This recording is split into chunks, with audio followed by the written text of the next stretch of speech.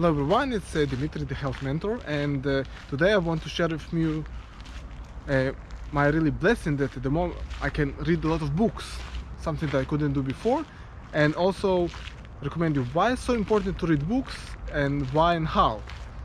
So this is kind of my experience, so you're welcome to stay till the end and listen why reading books is important. Join me for a walk the way to the library. So just finished reading this book of Edith Eger. So what's happening is recently, as you've seen, I have the biggest gift and I feel so blessed that I have time to read books. What was happening while I was working full-time, because I was in the race of, going to work and back, it is taking time, and also be at work also. So a lot of, I didn't have really time to read books properly for many years. So I think the last time that I read books, it was 2017 maybe, while I was a student.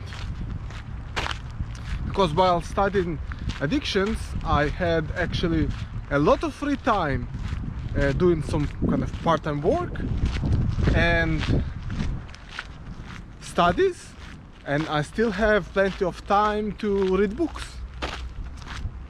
And now, after so long, finally I have option to read a book like this, and like this book I read in just 3 days, and it's even without rushing. So I feel really blessed that I have this opportunity to read books and reach and learn. Also, what I noticed, that even books that I read in the past and summarize them, I noticed that a lot of the elements that I read already not in me. So I'm kind of, because of different circumstances and choices I made during the years, I noticed there's really good techniques or habits that I used to have 10 years ago, I don't have anymore, because we changed. And this means that even though you read a book, say 15 years ago, it doesn't mean that you actually practicing or doing it. Also, you can read a book as a story and then remember it and not apply any principles of it, and then it will be no significant change in your life. And this is one of the main things, that if you read a book, it doesn't mean that it's changing you. It depends what you're actually taking from the book and how do you apply it in your life, in your daily life. Because as you can see, there are thousands of seminars, of courses, of studies, of books.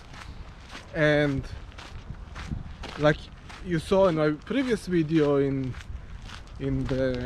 my therapy channel, that it's really hard to find really good, authentic knowledge that will change your life, because of different reasons. But the thing is, you have just such a specific time to apply some of these tools.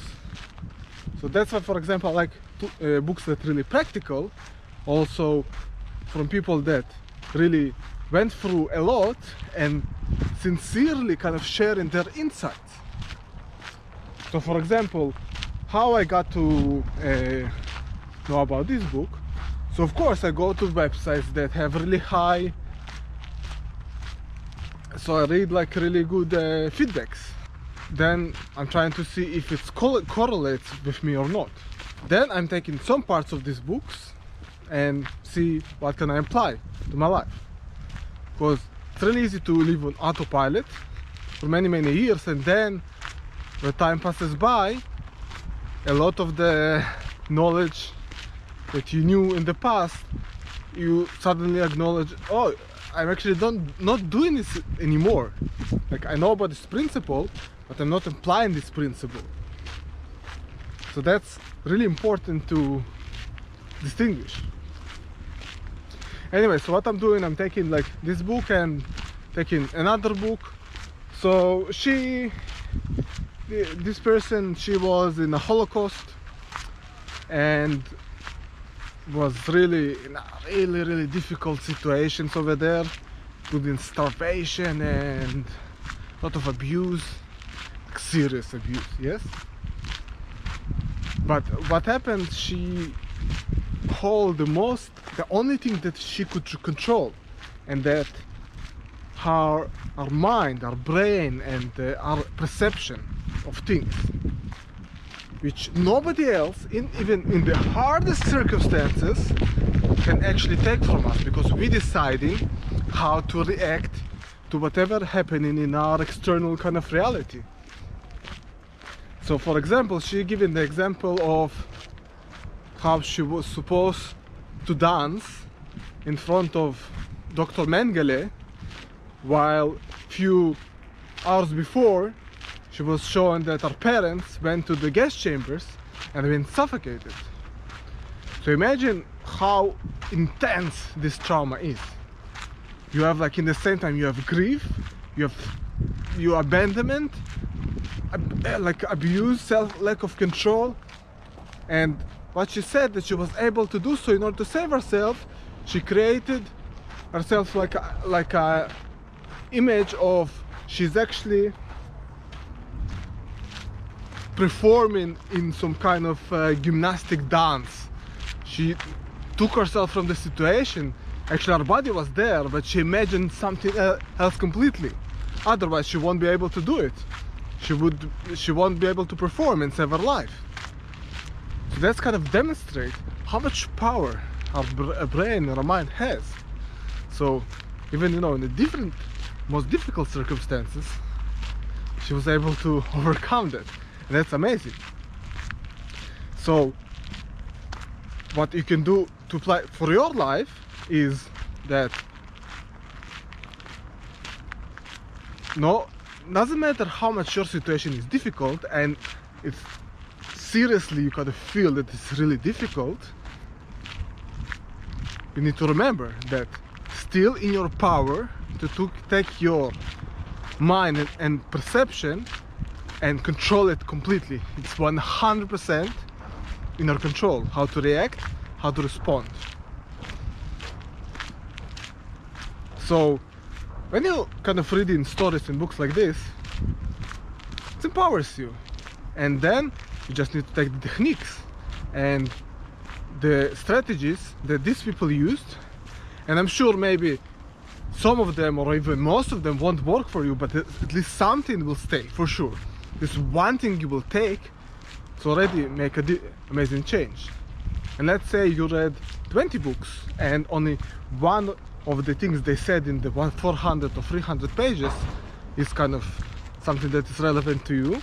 So you have like 20 techniques and habits that you can change to influence your life for the better. So that's already really good. That's why reading is kind of really good. Of course, some people use reading for entertainment, like, you know, reading like science fiction and something that is not really realistic about this world. I'm taking different approach. I actually reading books according to whatever goals or growth I'm doing. So for example, at the moment I'm focusing on sociology to understand how society works, and for example these days, like, I want to really understand like how so many people kind of been influenced psychologically to participate in this huge experiment, and we all know what we are talking about. Like how so many people that I thought they are smart been convinced that and been influenced to participate in this experiment. I'm just amazed. So I read a lot of sociology, of course psychology, and also therapy and treatment, something that's relevant to my field, and also some spirituality, things that regards extrasensory. So, but that doesn't mean that you're supposed to kind of read the same. It just means that it's relevant topics for me. And if I want entertainment, I'll just watch a movie or something, but I won't like spend hours and hours and hours reading a book about it. I'll read a book only the topics that really matter to me, after research what actually books should I read or not.